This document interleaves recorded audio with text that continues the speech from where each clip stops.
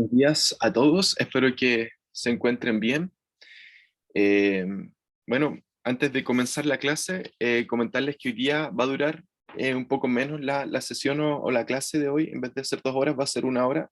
Esto debido a que por el asunto del retorno a la presencialidad tengo una reunión a las 12. Entonces vamos a intentar recuperar esta hora la próxima semana si no es problema para ustedes. Y con respecto a eso mismo, me gustaría recordarles que, bueno, Vicente en el grupo de los estudiantes está haciendo una encuesta porque yo necesito saber el número aproximado de estudiantes que de forma voluntaria va a querer participar de actividades presenciales. No se les va a exigir que estén en las actividades presenciales, pero si los alumnos o estudiantes que quieran participar de estas como actividades prácticas, tanto en algún laboratorio en el que todavía estamos viendo, quiera participar, se va a hacer en grupos, lo más probable con un aforo para que no haya problemas. Y bueno, ahí les vamos a comentar qué es lo que se les va a pedir a aquellos que quieran participar. Lo más probable que va a ser como que tenga las 2 dosis de la vacuna, pero eso igual se les va a informar cuando sea el momento, ya que va a ser como a finales de octubre, principios de noviembre. Eh, Así que por lo pronto yo les pido que contesten esa encuesta porque necesito tener ese número a más tardar hoy día a las 3 de la tarde, ¿vale?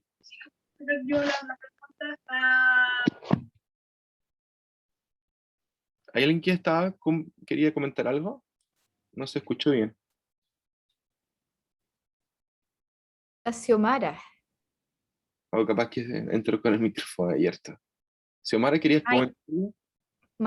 Matías también dice que si puede hacer una consulta antes de empezar la clase. Claro, aprovechemos ahora la instancia. Lo mandó por el chat. Matías Redlich. Ay, profe, no Ah, tenía no yo tiene micrófono. el micrófono, disculpen. Ah, ya, Xiomara. Ya Matías dice que no tiene micrófono también. no sé quién debe enviarle la tarea. La tarea ya eh, se debía enviar a cada uno de los profesores. Igual yo subí, eso era otra cosa que quería preguntarles. Yo subí todo el material de las clases y también subí la grabación. Y no sé si en Cibeduc ustedes tuvieron, la mayoría, yo veo todos inscritos, veo como 46 estudiantes en Cibeduc, pero no sé si han tenido acceso. Ahí en la grabación decía que la tarea se debe enviar a todos los profesores y al ayudante.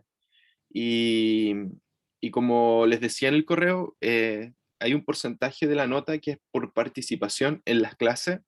Y bueno, esto es parte como de la participación. Ya va a ser como o tareas o ahora, después de esta clase, vamos a subir una actividad al foro con respecto a la lectura de un capítulo, o sea, ni siquiera es un capítulo, es como parte de un capítulo de un libro, y ustedes van a tener que comentar, dar su opinión, y todo eso va a ser evaluado, ¿ya? La idea es que, como tuvieron una semana, es que puedan entregar esa tarea más tardar hoy día a la 1, y eso. O sea, igual ahora, comenzando la clase, voy a hacer como algunas preguntas con respecto a eso. No sé si tienen otra duda con respecto a las clases o que me comenten si pueden descargar las clases de Cividuc o no. Yo creo que Por lo menos yo entré al CIDEDUC y puedo ver las clases, las dos que hemos tenido, completas. Ah, perfecto. Ya. Sí, sí. Eso. ¿Alguna otra duda? ¿No? Ya, entonces voy a compartir mi pantalla. Entonces vamos hoy día a ver lo que teníamos pendiente, la última parte de eh, herbivoría.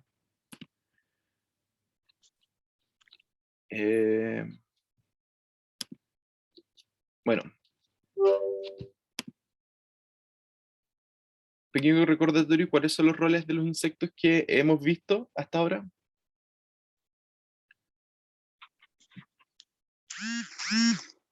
Herbivoría, Herbivoría, ya.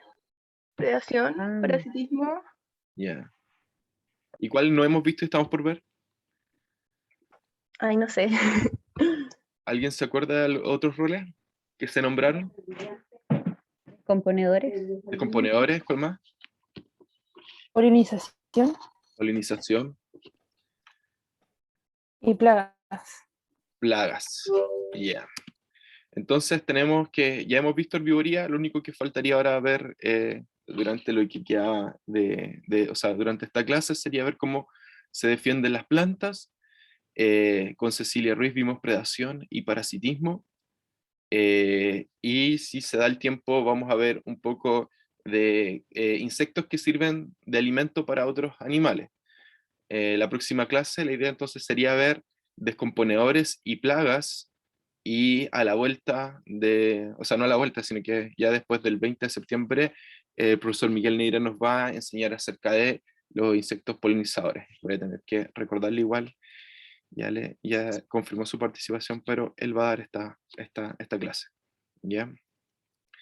Entonces, nosotros dejamos una tarea, como estaba bien ahí preguntando Matías, acerca de 5 insectos que producen o se alimentan de forma, o sea, de una forma que es succionar, ¿cierto? Ya que lo vimos como la parte de los tipos de herbívoría estaban dentro de los succionadores. Y aquí les coloqué diferentes tipos de insectos que se asocian a distintas especies arbóreas, ¿ya? Tanto especies como del bosque nativo, como también especies como plantaciones. Y hay especies que son insectos introducidos y otros que son nativos.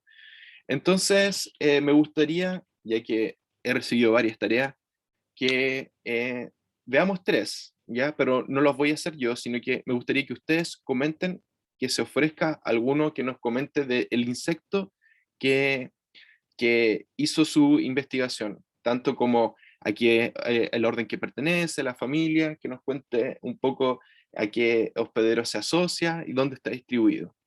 ¿Quién se ofrece a hablar de la tarea que hizo?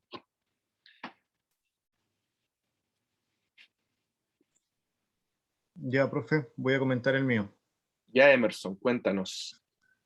Yo averigué el primero sobre Stenaritaina eucalipti, que es una hemíptera de los Pisciidae. Bueno, este sería un insecto que en su origen es de Australia y que se asocia a la especie de Eucalyptus. ¿Ya? Bueno, en la tarea puse este corresponde a 25 especies conocidas, además del eucaliptus con las que se relaciona, y también a otras mirtáceas.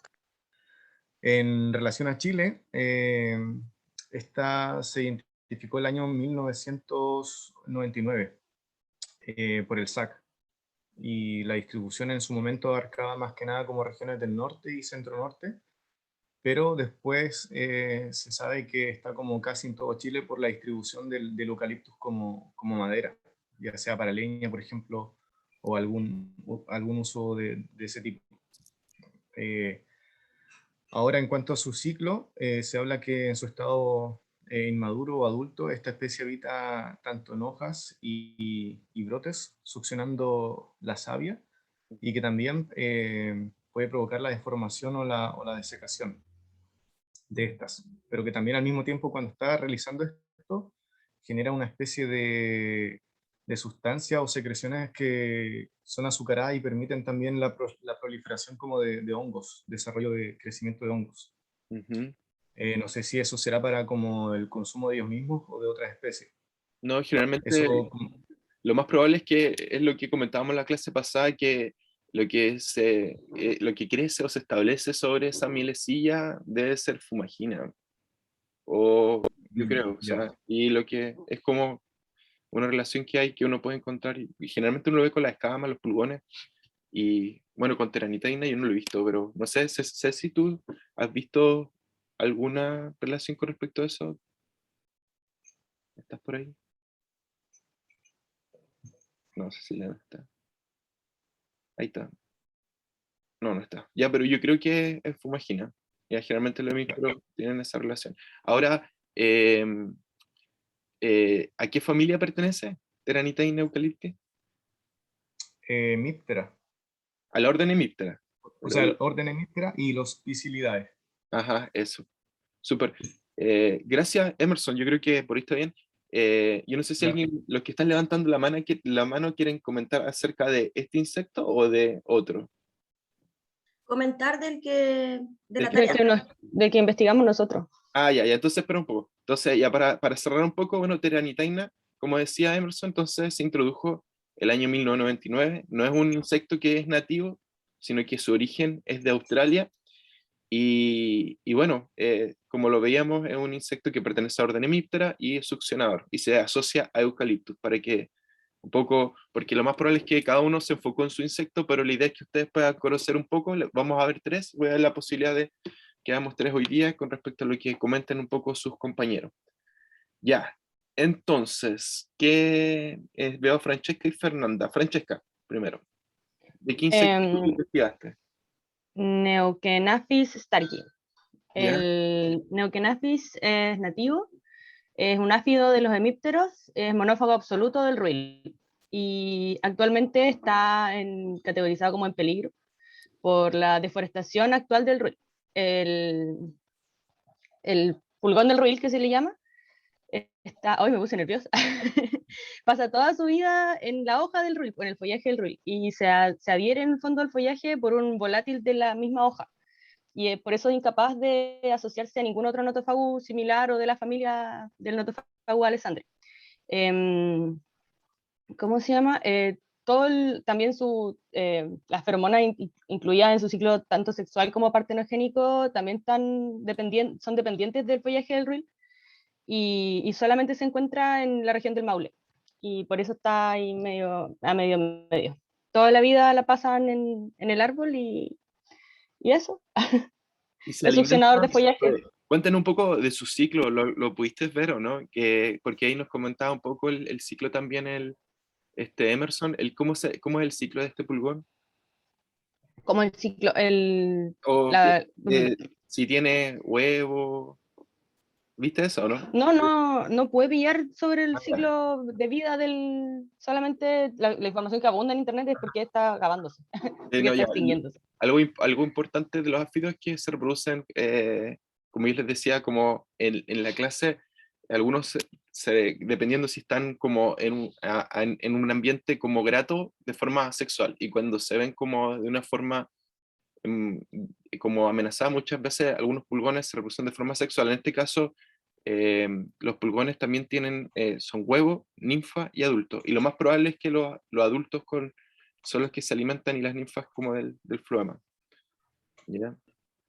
Eso, muchas gracias, Francesca. ¿Alguien más quiere complementar un poco lo que comentó Francesca? Yo, Ya, Soledad.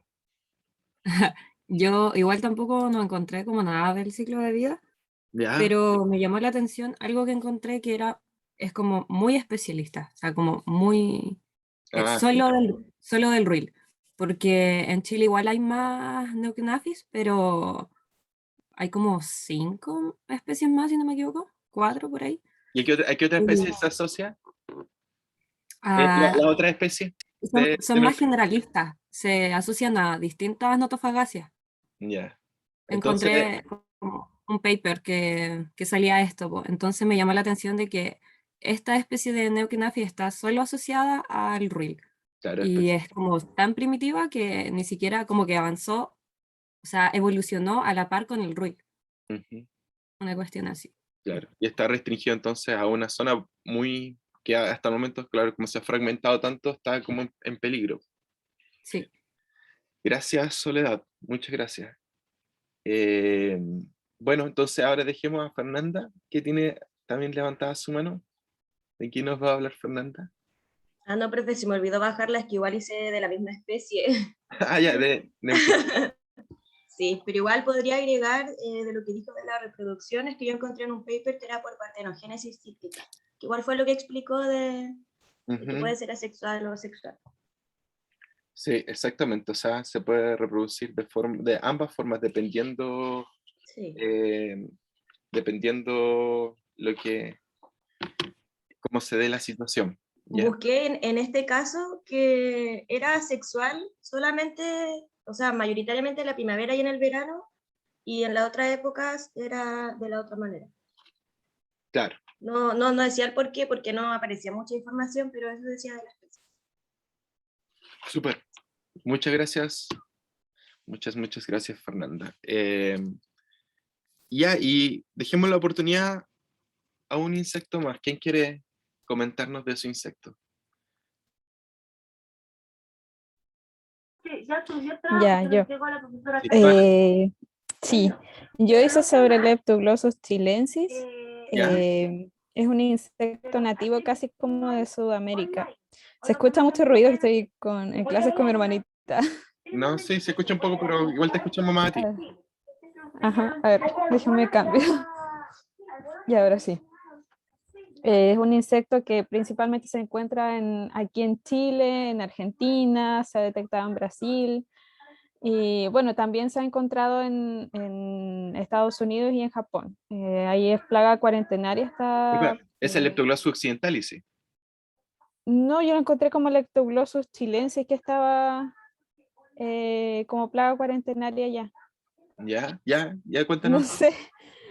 Sí, es que había como varias contradicciones en algunos papers porque los describían distintos. A lo mejor hay una confusión de nombre entre Leptoglossus occidentalis y chilensis. Por ejemplo, habían algunas características que diferían entre un paper y otro.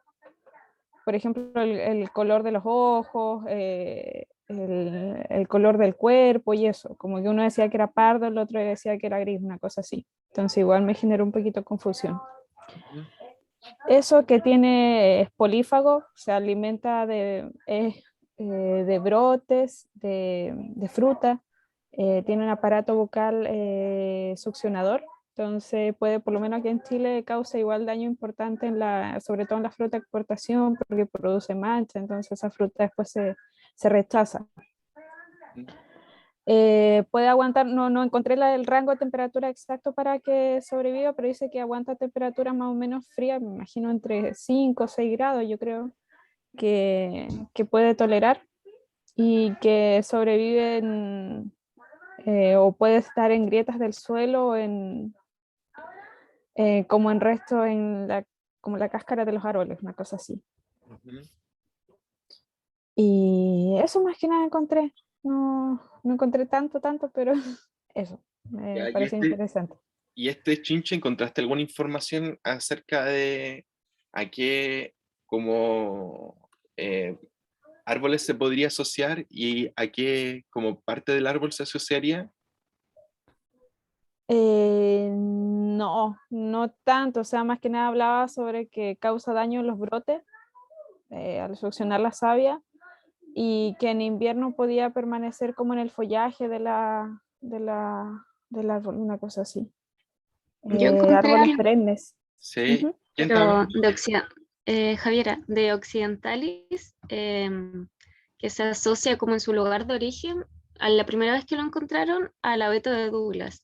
Y acá en Chile y en otras partes, como a los pinos principalmente, pero Sí. igual se puede ver afectado como especies nativas, como la Sí. araucaria o el ciprés de la cordillera, como Y, cupresáceas. y Javiera, cuando se ha asociado como a estas especies, ¿a qué parte por ejemplo, cuando tú hablas de los pinos, a qué parte viste a qué parte se asociaba el pino? Al follaje encontré yo, Ya. pero ¿Alguien sí, no más? estoy tan segura. Tamara, ¿tú tienes levantada la mano? Sí, profe, que yo estudié también del leptoglossus, pero el ¿Incluso? chileno. ¿Ya? Sí, como que me enfoqué en él porque según un paper eran diferentes especies, como que tenían taxonomía Sí. diferente, pero Ah, sí, a Son, los conos. son Sí, dos chinches. Eso, es a los conos. al Entonces, tejido, pero más que nada como a las semillas encontré yo, a las semillas del cono. eso, exactamente. A eso se asocia. Y eso es importante porque ahora en los viveros es un problema el leptoglossus. Y ahora, Xiomara, ¿qué más me ibas a contar? no, que complementar la info de las chiquillas, Sí, como decir que a mí me salió que era hemimetábolo, o sea que sí. no era como el típico ciclo que es como embrión, larva, pupa y adulto. Era larva, ninfa y adulto.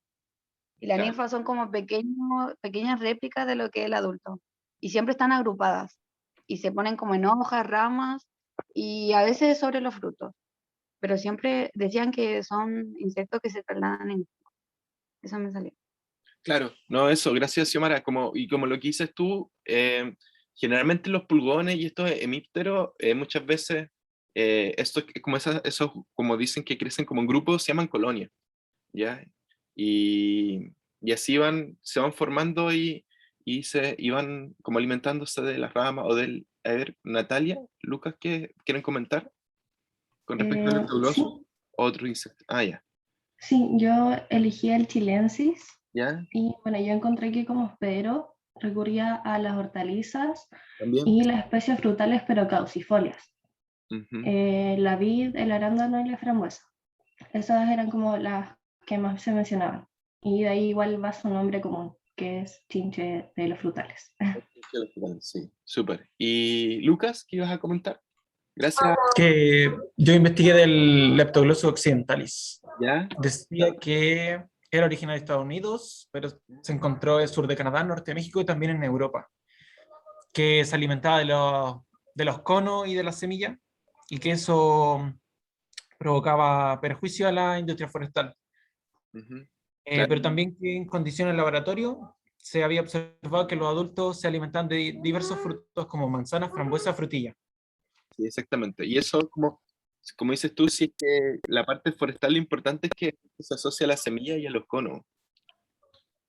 Eh, gracias, Lucas. Ya. Ya. Ya, chicos, vamos a dejar la tarea hasta ahí. Yo les voy a pedir a todos que recuerden entonces que envíen su tarea a los que no lo han hecho, a todos los profesores y también al ayudante, ¿ya? Porque después igual se va a revisar que hayan buscado información con respecto a ese insecto, ¿ya? Ahora, algo que quería como recordar de la clase pasada cortito era que el rango de hospederos de un insecto herbívoro, ¿ya? Hay tres rangos de hospederos. El monófago, ¿quién se acuerda qué es lo que era un insecto que tenía como rango de hospedero que sea monófago? Que solo Que se se alimenta alimenta, sí, perdón. eh, de una especie o género. Exactamente, que se alimenta de solo una especie o un género. Oligófago, ¿De una familia? yo sé que ¿Me ustedes, parece mucho a mí? eso, se alimentan de plantas que están relacionadas taxonómicamente, ¿ya? O sea, la misma familia. Y por último tenemos los polífagos, ¿ya? Que se alimentan de muchas plantas que no están emparentadas necesariamente, ¿ya? Y esto, como yo les decía, va a tener implicancias en lo que va a ser el manejo, ¿ya? Ahora, lo que habíamos quedado pendiente es cómo se defienden las plantas frente al ataque de los herbívoros. Pero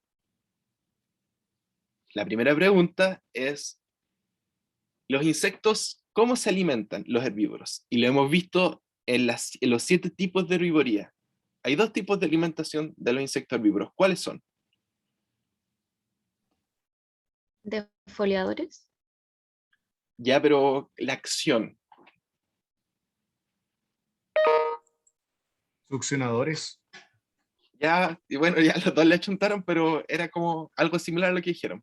O sea, están Como masticar y succionar, una cosa así. los que muerden los trozos de tejido, que en este caso sería los defoliadores, como lo dijo creo que Javiera, ¿no? Y después complementó Francesca. Ese es como el tipo de alimentación, que me muerden los trozos de tejido. Y el otro son los que beben de forma líquida, ya como pueden ser lo que hemos visto ya bien, un poco más profundo, que son los hemípteros, que en este caso hay una foto de un pulgón. Ya eso hay que tenerlo claro. Están esos 2 tipos como de alimentación. Ahora, como lo veíamos la clase pasada, la defensa de las plantas, ¿cómo son? ¿Se acuerdan? Físicas y químicas. Ya sí, pero ¿cómo es vámonos a lo más general? ¿Qué tipo de defensa tienen las plantas? Constitutivas, Espinas. Y inducivas. inducidas, ¿ya? ¿Y qué se referirá con que sean constitutivas? Que ya están en la planta. Ya están en la planta. Y inducidas que las van a inducir. Pero vamos a ver algunos ejemplos que Siempre hay excepciones a la regla, siempre, siempre. Casi en todas las cosas hay excepciones a la regla. Y vamos a ver que hay casos en que hay defensas que son constitutivas, pero a la vez luego se pueden inducir, ¿ya? Pero eso lo vamos a ir viendo. Entonces, como estábamos conversando, hay dos tipos de defensas que son las constitutivas y las inducidas. Y dentro de las constitutivas están las barreras físicas, ¿ya? En las barreras físicas están, por ejemplo, las espinas, los tricomas y la cutícula serosa. Las espinas me imagino que ustedes ya lo han visto en varios árboles, arbustos o diferentes tipos de plantas, ¿ya? Los tricomas, ¿alguien sabe lo que es un tricoma? ¿Que pueda explicarlo?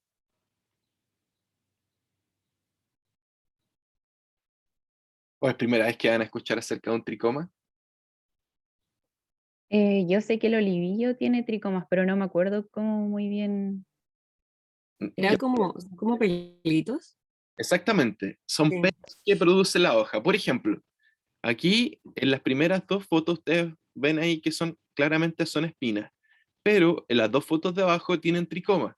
Y aquí se puede ver que un insecto está intentando alimentarse de la planta, pero se le ve dificultad a esta acción. ¿Por qué? Porque la hoja está llena de pelos, ¿ya? Esa es una forma. Y otra cosa es la cutícula serosa. Ahora yo no sé, por ejemplo, si alguno de ustedes ha tenido la posibilidad de ir a una plantación de eucalipto, o ha visto una hoja de eucalipto. Sí, eso sí. Ya. Sí.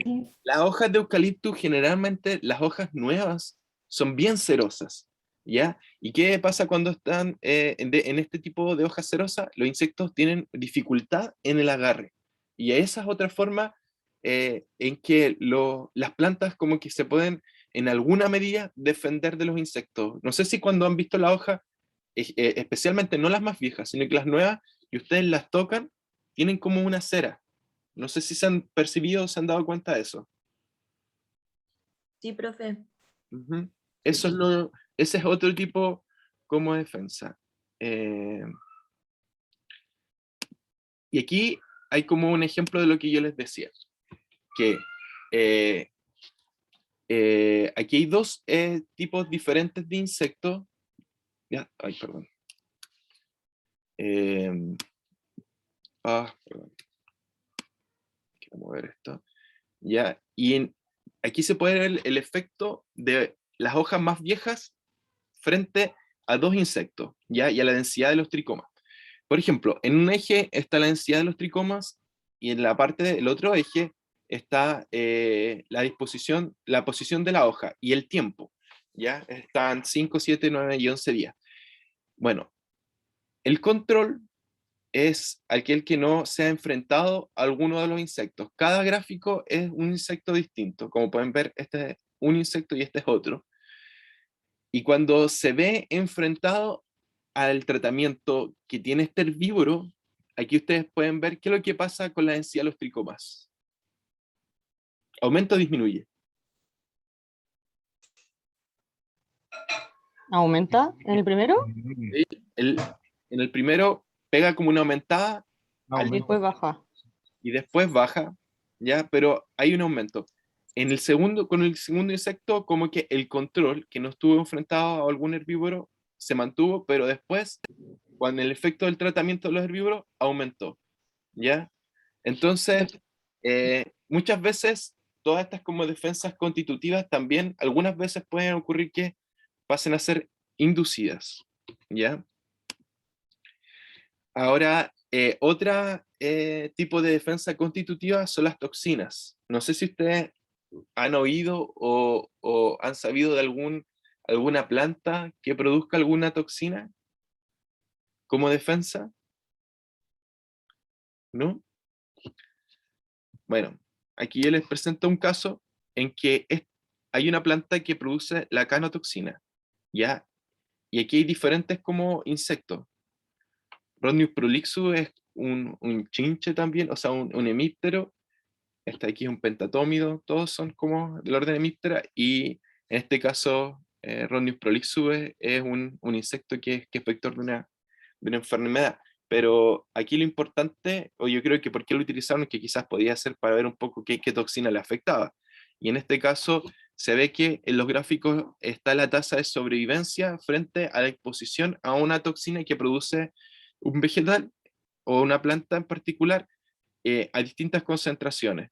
Y se ve que a una mayor concentración de esta toxina, todos los insectos presentan o bajan su tasa de sobrevivencia, ¿ya? Y esto en sí la planta lo produce, como para poder defenderse de los insectos. Y hay que pensar que la planta, los insectos es uno de muchos otros agentes que pueden atacarlo, ¿ya? Por ejemplo, patógenos, que pueden ser hongos, bacterias, o animales también, pero en el caso de los insectos, estas son como las medidas que produce la planta. Ahora, de forma inducida, ¿cuáles ustedes creen que pueden ser alguna de las técnicas que puede utilizar la planta para defenderse? Ah, Francesca, tienes levantada la mano, no te la había visto. Sí, era para preguntar, ¿la canotoxina es de alguna familia vegetal en particular? ¿De hierba o de arbóreo? Yo les voy a dejar, como les decía, parte de un capítulo, un libro, que va a ser interesante que ustedes como opinen, y ahí aparecen también diferentes como toxinas y van a ver como diferentes plantas que producen estas toxinas. Igual, como les digo, es parte de un capítulo y hay muchos papers que uno puede profundizar, pero va a ser bueno que en el momento que lean esta parte del capítulo, ustedes opinen y tengan como una visión general de cómo se defiende la planta frente a en este caso, está enfocado a los insectos que hacen herbivoría. Así que Bueno, me ahí, acuerdo que en algún momento, cuando vimos evolución, creo en biología, me parece, ya, había un concepto de la coevolución que tenía que ver con la evolución de las toxinas de las plantas versus la capacidad de resistencia que tienen los insectos que las depredaban en el fondo. Y eso generaba como una evolución súper específica entre ambos y que se descoordinaba por completo cuando llegaba un insecto invasivo, ¿cómo se llama? Un insecto no introducido. nativo. Eso, gracias.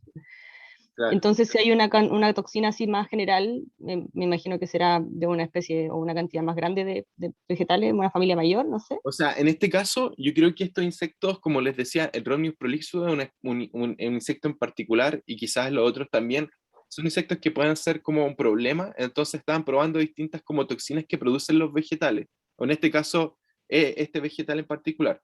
Ahora, como dices tú, lo más probable es que de donde son estas plantas que producen estas toxinas, los insectos o en general, o los animales que se puedan alimentar, muchas veces evolucionan con las mismas plantas y son tolerantes a las toxinas producidas por las plantas, po.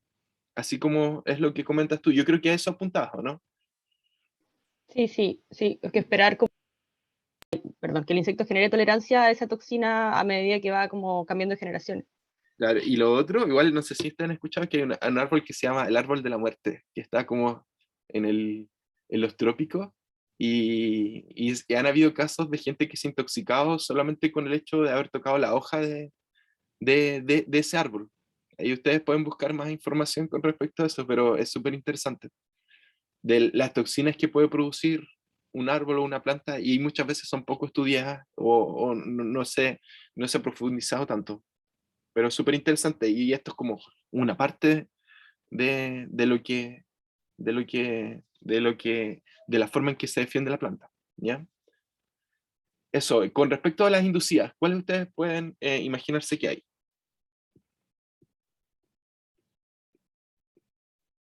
¿Alguien se le ocurre algo? Ácidos. Ácidos, ¿ya? Sí, Feromonas pueden ser también, quizás por glándulas odoríparas o aceites. volátiles, ¿cierto? ¿Sí? Ya, súper. Ya, mira. Está entonces las directas y las indirectas. Por ejemplo, de los casos que sean inducidas de forma directa, están barreras físicas, las de metabolitos secundarios, proteínas de defensa. Ahora, como barreras físicas que son inducidas de forma directa, lo más probable es que ustedes hayan visto la lignificación o la resina. Por ejemplo, cuando ustedes van a hacerle una poda a un árbol, lo más probable es que hayan visto que resine o que produzca algún tipo de lignificación. Alguien, me imagino que lo ha visto, ¿no? Ese es un tipo de defensa que tienen también los árboles, ¿ya? Generalmente uno lo puede ver cuando se le hace algún tipo de herida, una forma como de recuperarse es producir alguna lignificación, alguna dureza, o resinar, ¿ya? Y aquí pueden ver dos imágenes donde se está produciendo eso. Ahora, en cuanto a metabolitos secundarios, hay diferentes como tipos de metabolitos que producen las plantas y de hecho que se utilizan contra algunos insectos que son plagas. ¿Ya? Aquí hay algunas, y yo aquí les coloco, esto fue tomado también de un libro, distintas como tipos de compuestos. Por ejemplo, está la nicotina, ¿ya? El café produce la cafeína, está la cocaína también. Y en el caso de la nicotina, por ejemplo, muchas veces hay gente que pregunta qué puedo hacer con los áfidos. Existen diferentes formas de control y una que se ha estudiado es la nicotina, ¿ya? Que lo pueden ver también hay diferentes como estudios que han demostrado que la nicotina se puede utilizar como un insecticida de pulgones, ¿ya? Y a eso con respecto a como metabolitos secundarios. Con respecto como a las proteínas, se han hecho estudios donde se han demostrado que hay ciertas proteínas que producen las plantas y que retrasan el crecimiento, en este caso de una especie de insecto del orden Lepidoptera. Aquí hay cómo ellos pudieron determinar que esta proteína producida por la planta producía un desmedro en el crecimiento que hacían pesado en la larva, ¿ya? Aquí está la cantidad de días y después aquí está el peso en miligramos. Y también aquí se puede ver la foto. En el caso de las barras que están en color blanco, eran las que no estaban enfrentadas como a la proteína en su alimentación, y las que están en color negro son las que sí la planta producía esta proteína, ¿ya? Y ahí se puede ver claramente, o sea, el peso era mucho menor, se demoraba mucho más tiempo, perdón, en desarrollarse, y en cuanto al tamaño también, o sea, se pueden ver que aquellas que no estaban enfrentadas a la proteína producida por esta planta crecían de una forma más vigorosa, más grande, estaban como de mejor forma para poder cumplir su ciclo. En cambio, aquellas que estaban enfrentadas a la proteína producida por la planta se veían de una forma más moribunda, más delgadas, más flacas, ¿ya? Entonces, eso es una cosa importante que ustedes deberían considerar, que también es otro tipo de defensa, ¿ya? Ahora están también los compuestos volátiles, por ejemplo, lo que hablaba, creo que Emerson fue el que comentó, como estas, como él decía, como feromonas, ¿ya? Aquí cuando, por ejemplo, aquí hay una larva alimentándose de una rama de un árbol X, y el árbol, ¿qué es lo que hace? Cuando se empieza a alimentar esta larva del follaje de su rama, libera estos volátiles que lo que hacen es atraer, ¿ya?, a insectos que son depredadores, ¿ya?, o parasitoides. ¿Y qué es lo que hacen? Estos insectos que son capaces que con sus antenas detectar estos volátiles y pueden volar distancias para poder llegar hasta la presa, ¿ya? Hasta donde está esta larva, y luego la parasitan, ¿ya? Aquí, como pueden ver, aquí está la larva y está colocando huevos, y aquí hay una larva que está llena de huevos de este caso del parasitoide, ¿ya? Entonces esta vendría a ser una defensa indirecta y está mediada por volátiles o compuestos volátiles, ¿ya? Lo más probable es que esto igual lo hayan visto con la Ceci, la clase anterior, cuando habló acerca de depredación y parasitismo, pero esto es una forma en que el árbol puede llamar a estos insectos para que lo defiendan. Y lo más probable es que también lo vean más adelante, si es que se van como a esta área, hay varios estudios asociados a esto. Otro tipo de defensa inducida indirecta es la producción de néctar extrafloral, ¿ya? Aquí se puede ver que un gráfico donde están las hormigas, ¿ya? La producción de néctar extrafloral atrae insectos que protegen a la planta, ¿ya? Esto igual lo vimos con los pulgones, que bueno, ¿se acuerdan que los pulgones producían como esta mielecilla? Y esta mielecilla le servía como alimento a las hormigas, y a su vez, como ellos le daban la vuelta a la mano a los áfidos, era que las protegían de insectos que son predadores, como estos coccinélidos, que son las chinitas, o hemiróbidos, de otros tipos de insectos, o también estas hormigas eran capaces de detectar como si algún individuo está enfermo y lo sacaba como de la colonia. Bueno, en este caso, ¿qué es lo que hace la planta cuando se ve que está siendo afectada por algún tipo de algún patógeno, o de algún, perdón, en este caso, de algún insecto que es herbívoro? Produce este néctar extrafloral, y así atrae a las hormigas, y así alimenta a las hormigas, y a la vez las hormigas protegen al árbol, en este caso, ¿cómo se llama? De algún problema que esté ocasionando algún insecto que es herbívoro. ¿Ya? ¿Se entiende lo que hemos visto hasta el momento? Sí, profe. Perfecto. Sí, sí. Están esos tipos de distintas como técnicas que tenga el árbol. Ahora, ¿qué voy a hacer yo? Aquí yo les dejé, esta presentación la voy a subir hoy día más rato, algunas referencias por si ustedes quieren como indagar más en todo lo que tiene que ver con lo que hemos visto. Por ejemplo, aquí hay como un estudio que justo ahí la Francesca preguntó la canatoxina, ya ahí hay como un estudio solamente de eso. Pero lo que me interesa, más que esto, que es más complementario, que ustedes lean, lo voy a proyectar aquí en la pantalla, es esto. Lo voy a dejar en el foro. Este es parte de un capítulo de un libro, o sea, ni siquiera es el capítulo. Entonces dice, defensa usada contra insectos herbívoros. Aquí hace como una pequeña introducción, están las barreras físicas, está un poco de las ceras que los vimos, los tricomas, está uno de los ejemplos que coloqué, están los canales secretores, un poco, habla de todo un poco, y debe tener como unas 10 páginas. Están las defensas químicas, que es un poco lo que vimos también, los terpenos, ahí va a indagar un poco más profundo de lo que, como si ustedes como tenían dudas la Francesca, van a entender un poco más de todo. Los fenólicos,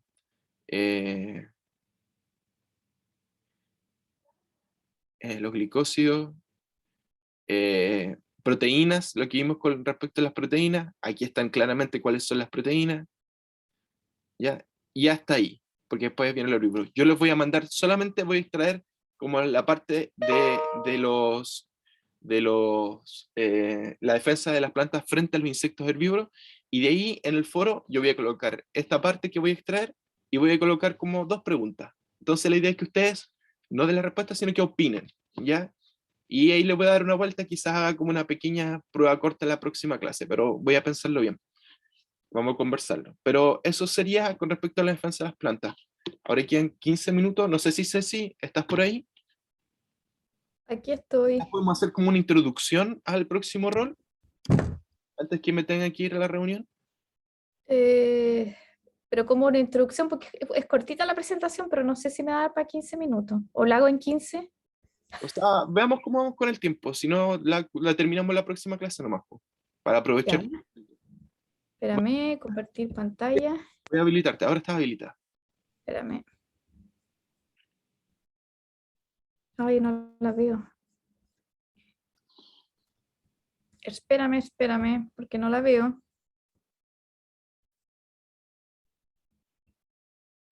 Ahí sí. Ahí está.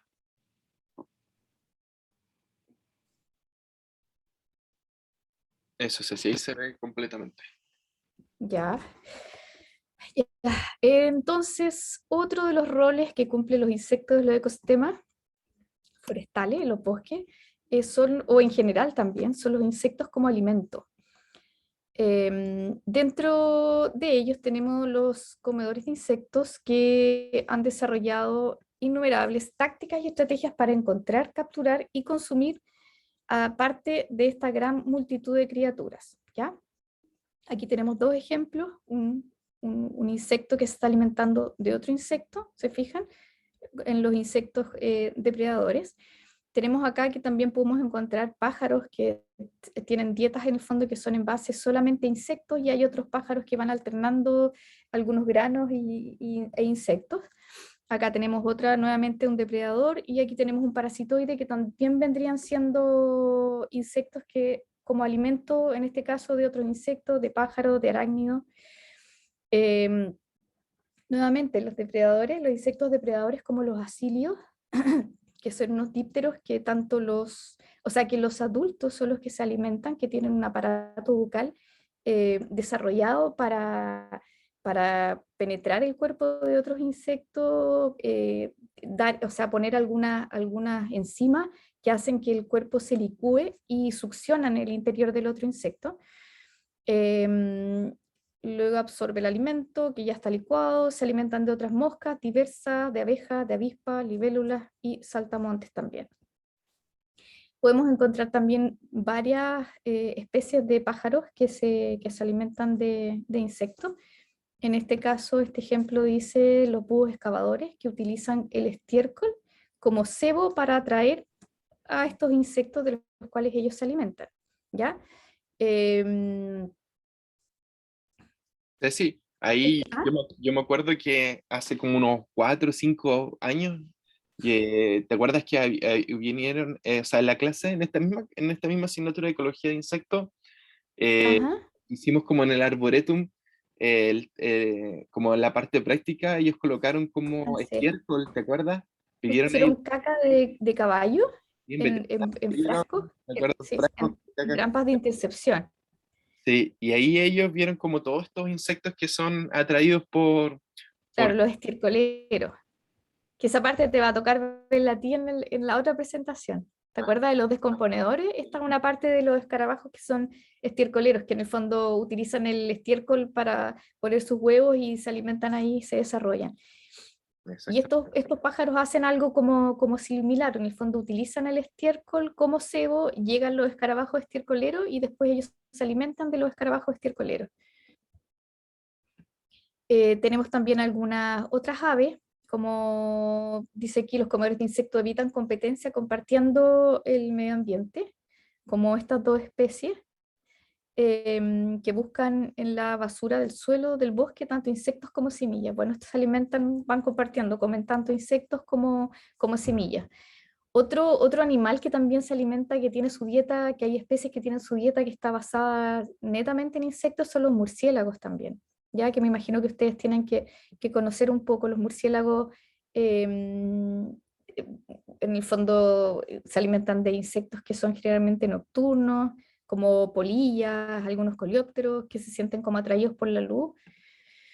Tenemos también muchos mamíferos, bueno, desde los murciélagos, como les decía, hasta ratones, hasta osos, que se pueden alimentar de insectos.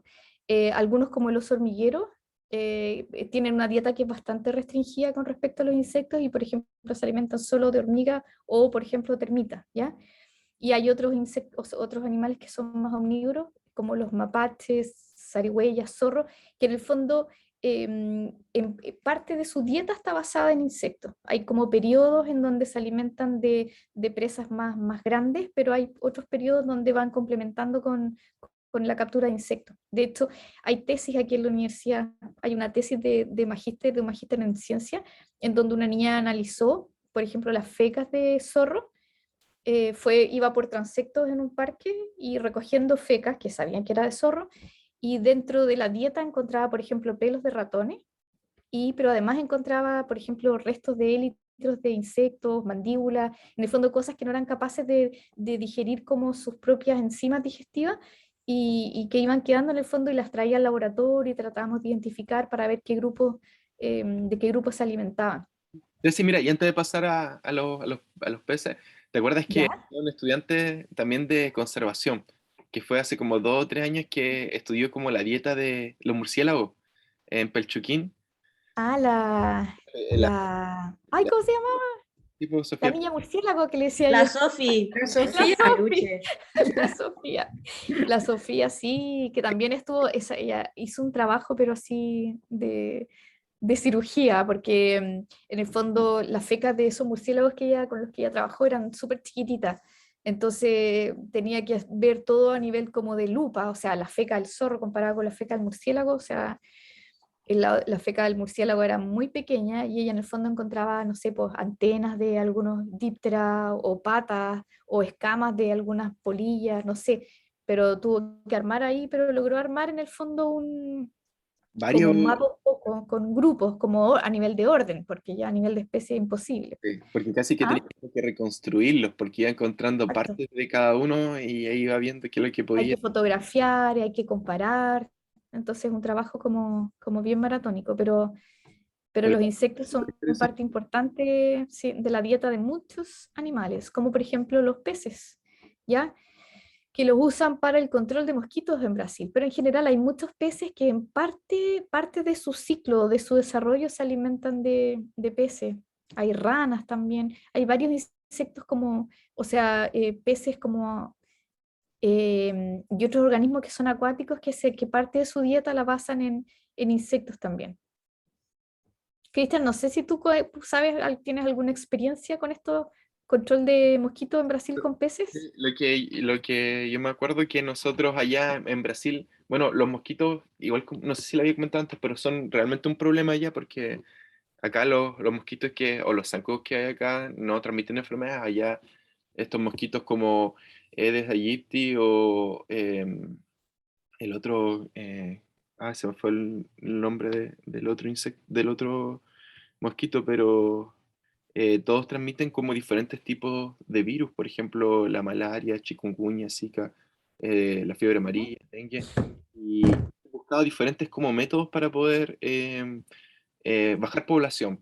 Y hay gente, o sea, a pesar de que se les diga que no deje, no sé, potes donde se vaya a estancar el agua, que no deje como neumático o no deje cosas que puedan que cuando llueve, puede que llueva una hora, pero cuando llueve, llueve de una forma, pero es como que se está cayendo el mundo, así llueve, o sea, súper fuerte y mucha agua queda retenida en estos como ovasos y cosas así. Y ahí Mm. es donde, en esa agua que está parada, es donde el mosquito deja sus huevos y luego produce produce toda como la generación y después los adultos son los que transmiten la enfermedad. Entonces, dentro de los controles, tanto como hay control, como yo les decía, químico, biológico, están dentro del control biológico, se han utilizado peces en algunos, por ejemplo, algunas plazas que tienen como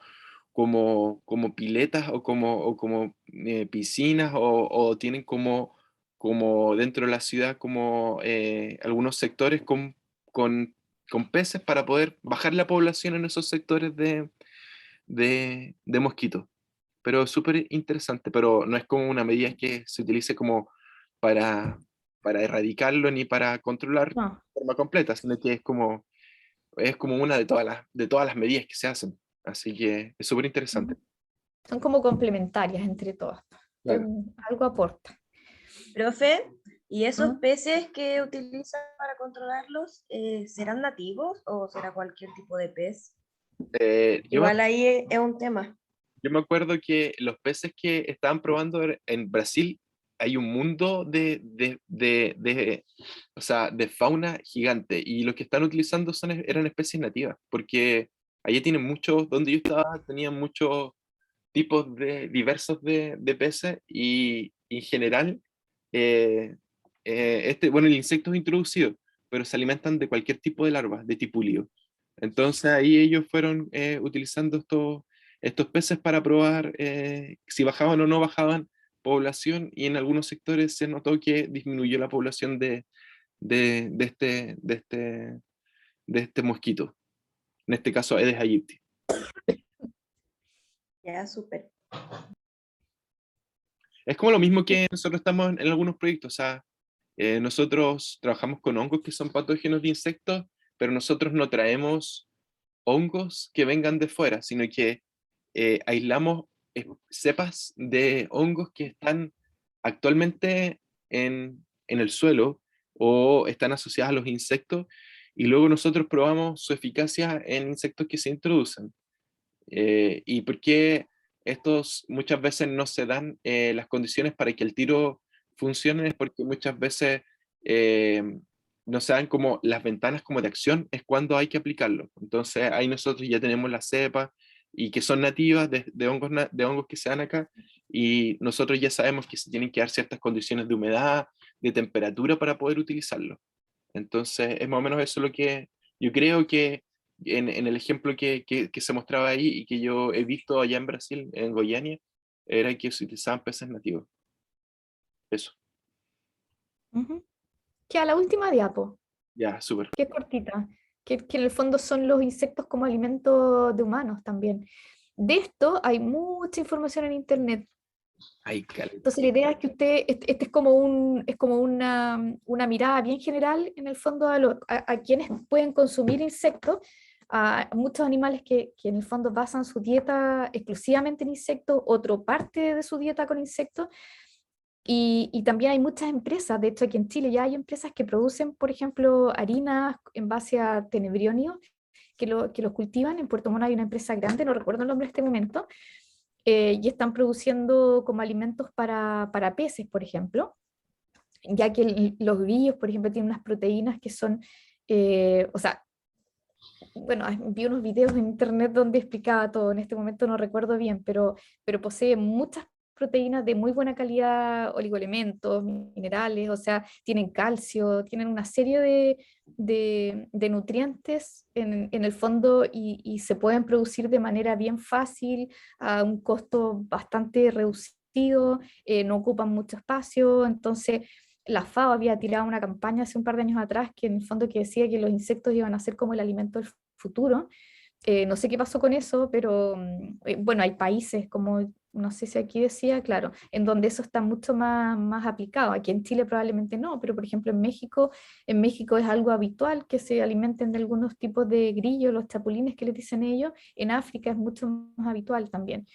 ¿Ya? Y hay libros, incluso hay un libro chileno sobre entomofagia, que Sí. aquí en el laboratorio tiene que estar. Entonces, esto es como una pincelada. La idea es que ustedes también busquen más información sobre esto, porque yo me imagino que ustedes deben, todo esto que nosotros les contamos hoy día, ustedes lo tienen que ya haber visto o lo tienen que haber sabido. Uno les va haciendo como un recordatorio un poco. Sí, Ceci, yo Y retirarme sí, ya. estamos listos. Lo que decías tú, la idea es que ustedes puedan buscar más información acerca de lo que hemos visto, tanto la Cecilia como yo, que yo le hemos presentado.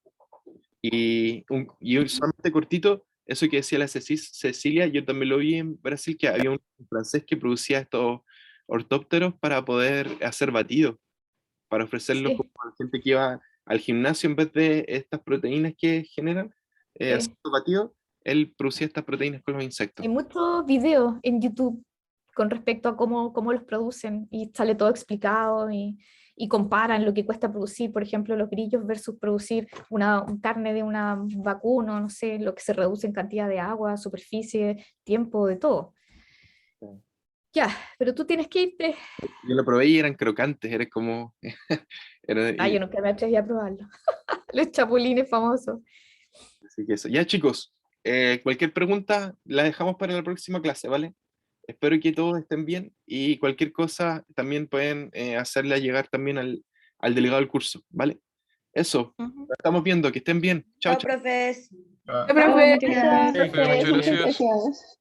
Chao.